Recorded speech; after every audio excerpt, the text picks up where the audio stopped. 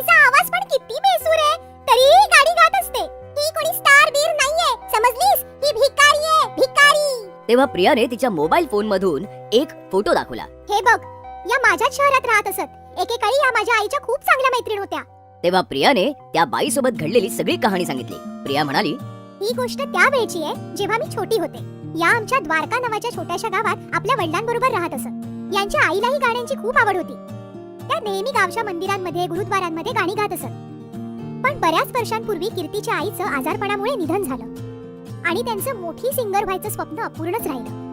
आणि तेव्हापासून आपल्या आईसारखंच कीर्तीचंही फक्त एकच स्वप्न होतं की त्यांनी मोठी सिंगर व्हावं आणि आपल्या आईचं अपूर्ण स्वप्न पूर्ण करावं. एक दिवस कीर्ती रियाज करत होती. तेव्हा कीर्तीची मैत्रीण दीपा धावत पळत आली आणि पेपर दाखवत म्हणाली, अगं कीर्ती, हे बघ, पुढच्या आठवड्यात एका नवीन टीव्ही रियालिटी सिंगिंग शोची ऑडिशन आहे.